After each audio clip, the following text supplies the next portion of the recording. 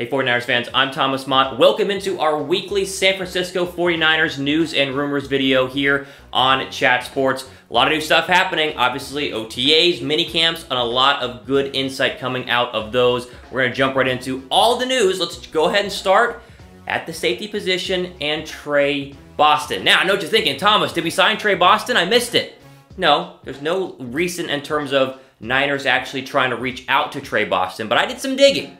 I did some research for you at possibly 3 reasons why the 49ers are not interested in Trey Boston. Because again, we're sitting here at a time when the Niners could actually use some help in the secondary. Trey Boston is out there. Many of us, including myself, and I got a lot of you guys down in the comments here on Chat Sports, want the Niners to sign Trey Boston. Hasn't happened yet. So here are possibly 3 reasons why they might be trying to just keep it as it is or go a different direction. Number 1 is the fact he wants a long-term deal. Now, we have a quote for you. We'll show it later on. But Trey Boston has played back-to-back years of 1-year prove-it deals with the Chargers and Cardinals. So Boston is sitting here going, I need a long-term deal. I've proven it, right? I think the prove-it deal is for. I've proven it. Now give me my money. Whereas right now, the Niners are probably going, well, we'd love to sign you to a 1-year deal, but you don't want a 1-year deal, so we're not going to be able to make it happen. Those back-to-back 1-year deals as well are also kind of a bad look.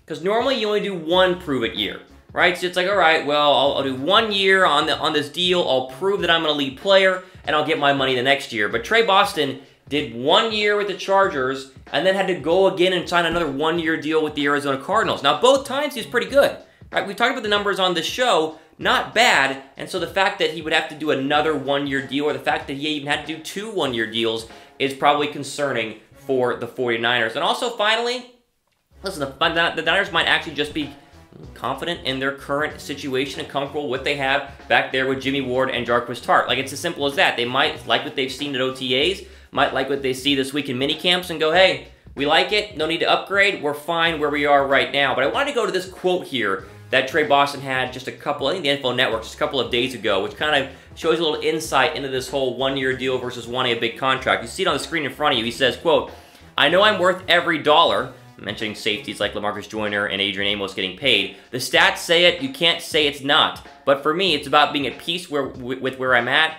Even though the stats say I might be there, if you're not paying me that, then I will wait until it comes time when I need to sign and they feel comfortable that I am worth that. So again, listen, Trey Boston is probably going to be comfortable waiting until someone has a big injury at safety, and then he swoops in and goes, hey, go ahead and sign me. So that could be possibly 3 reasons why the 49ers have not gone out, or at least gone ahead, and reached out to sign Trey Boston. I know he's a fan favorite here on Chat Sports. I read the comments. I see how it is. So I wanted to start the show off by updating you guys on that one. In other 49ers news, in other 49ers secondary news, Ahkello Witherspoon is turning heads at 49ers OTAs. Yes, the 3rd-year cornerback, of course, drafted just a couple of years back, struggled last year. You know, we all saw what happened with the secondary last year, opposite of Richard Sherman, who, we say many times, wasn't necessarily healthy last year. But Witherspoon, of course, was rated the worst cornerback according to Pro Football Focus in the entire NFL.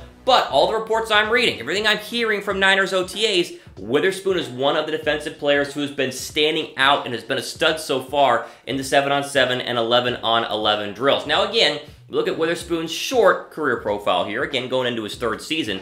2 career interceptions, 11 career pass defenses, and then again we mentioned the Pro Football Focus grade, the 44.9 grade last year. That was worst among cornerbacks of the 112 eligible. So again, gotta know where to go but up from here, but at least the good news for you guys is that we're sitting here, and you know, the quarterback depth chart, you know, it's Sherman, and Witherspoon will be the number 2, and you also signed Barrett, and you have Quan Williams, but it's looking like this keeps up, Witherspoon could be the cornerback opposite of Richard Sherman, because again, so far so good, a lot of good early signs coming from Niners OTAs. What do you guys think of the current 49ers secondary?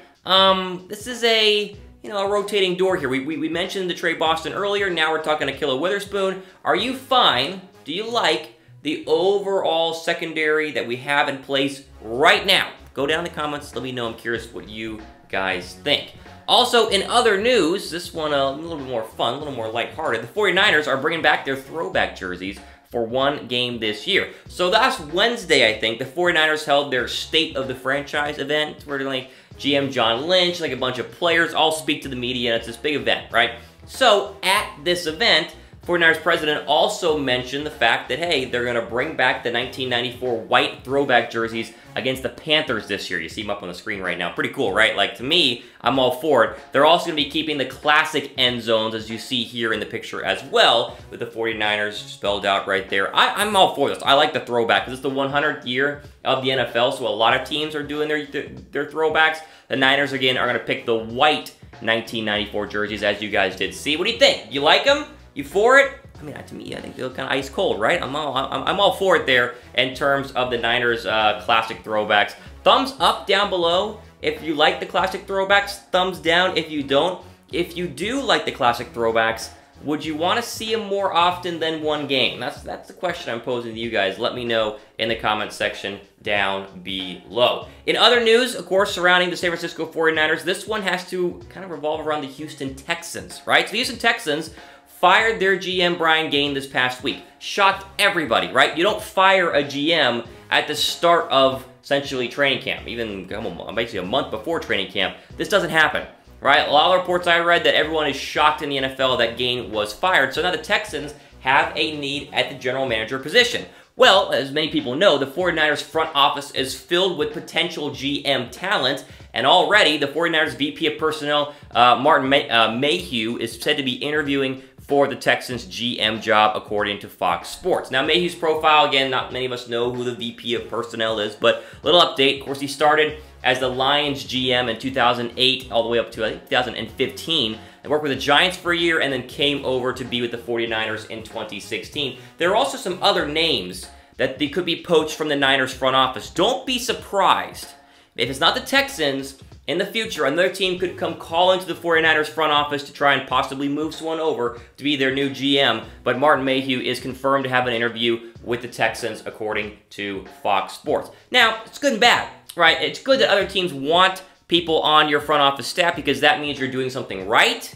I mean, it's never a bad thing. You know, you did a good job. We want you to come over here. But at the same time, you know, you're losing quality people. Hopefully you can replace them with people just as good, if not better. We'll see. Again, what is the impact of Martin Mayhew for the 49ers? You and I really can't tell. That's all done internally. But he is, in the news and rumors video, he is going to be interviewing, or has already interviewed, with the Houston Texans for that job. All right, continuing on here, our final rumor surrounding the wide receiver position. Remember I mentioned earlier that Ahkello Witherspoon has looked really, really good at OTAs. There's another player who's also looked very, very good at OTAs. And this guy, I mean, listen, fighting for his roster spot, fighting for his roster life here on the 49ers offense. This, of course, is Jordan Matthews. So again, Jordan Matthews signed the one-year deal this offseason after the Niners were unable to really make a big splash in free agency. And Golden Tate, you couldn't bring him in. Antonio Brown, Odell Beckham Jr. You know, talk about all those guys we always mention. They bring in Jordan Matthews, who, of course, was on the Philadelphia Eagles last year before being previously at Buffalo and then previously, again,